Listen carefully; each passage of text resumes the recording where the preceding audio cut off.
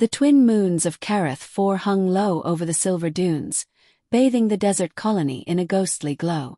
Rian Hale stood on the balcony of his outpost home, hands gripping the metal railing as the wind whispered through the solar towers. He had been stationed on this planet for 5 years, long enough to understand that Kareth never stopped testing your limits. But tonight it wasn't the planet that tested him. It was her.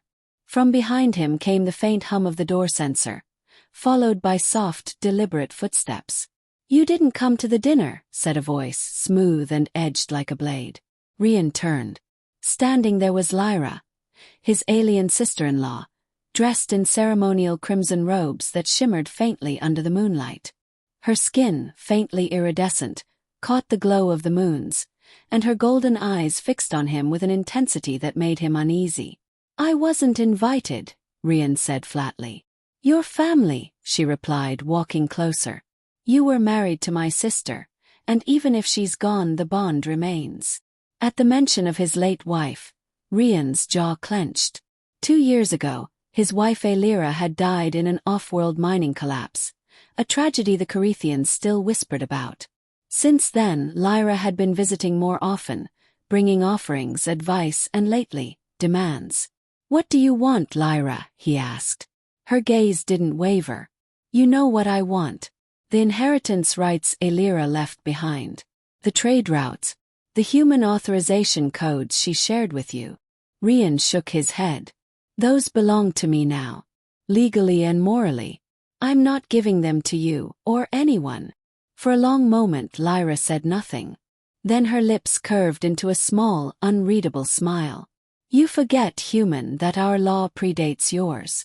A sister may claim the bonds left unfulfilled." "I'm not part of your customs," he snapped. "Aelira's gone. I won't be bullied into giving up her legacy." Lyra tilted her head. "Bullied? No, Rian. I don't need to bully you."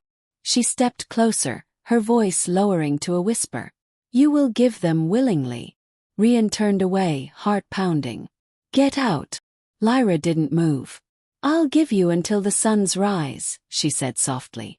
"After that, you'll wish you'd listened." The door hissed shut behind her, leaving Rian alone with the electric hum of the night. The next morning, when he awoke, the colony was quiet. Too quiet.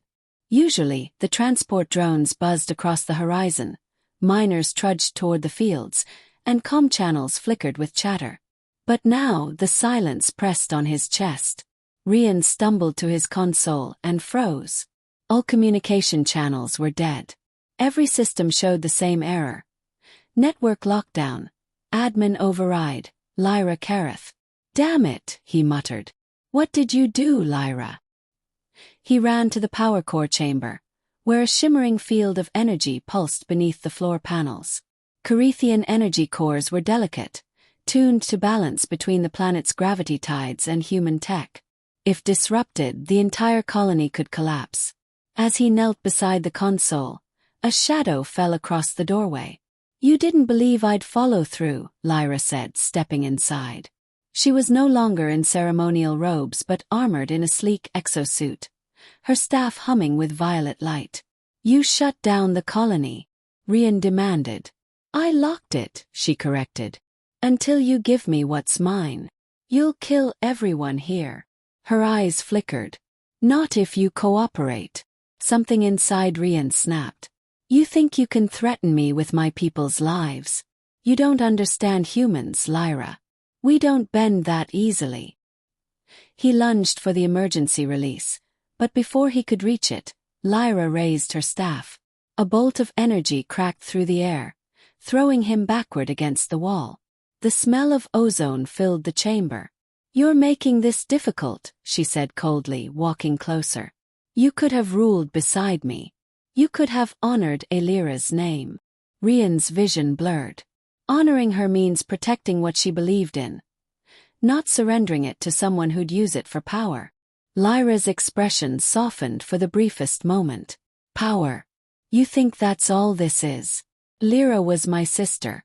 Her spirit cries for balance. She wanted our worlds united. You cling to her memory but deny her dream." Rian struggled to his feet. Then why do this? Why destroy everything she built? Lyra hesitated. For a flicker of a second, he thought he saw pain in her eyes. But then it hardened into resolve. Because you wouldn't listen. She turned toward the control sphere, raising her staff to initiate a full system override. The energy rippled dangerously. The colony's hum rose to a shriek.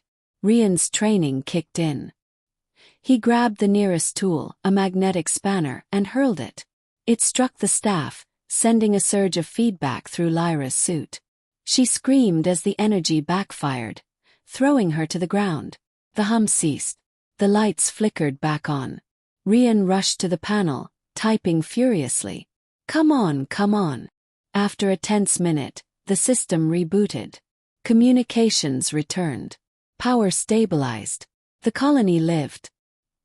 He turned back to Lyra, who lay gasping, the glow of her armor dimming. You'd kill me to protect a code, she rasped.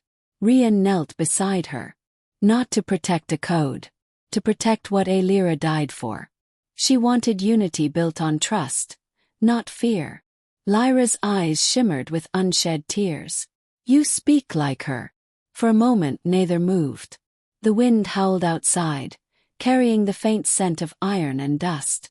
Then, with trembling fingers, Lyra reached into her suit and pulled out a small silver orb, the seal of the Carethian Council.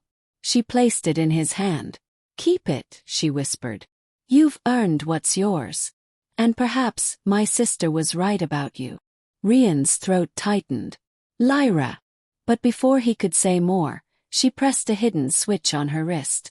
A flash of light enveloped her, and she vanished into the desert winds, leaving only the faint echo of her voice.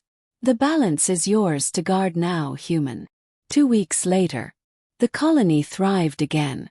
The trade routes reopened, and Rian's name became a quiet legend among both humans and Carethians.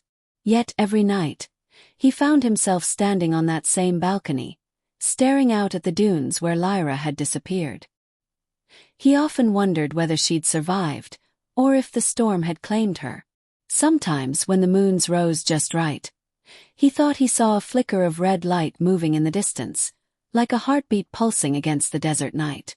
And though she had been his adversary, a strange ache lived in his chest, a reminder that even in defiance, there can be understanding. Because sometimes, rejecting someone's demands doesn't end the bond between you. It only redefines it. Under the twin moons of Kareth 4, Rian whispered to the stars. Aelira, your world still lives. And so does your sister's fire. The wind carried his words into the night, and somewhere beyond the dunes, something shimmered in answer.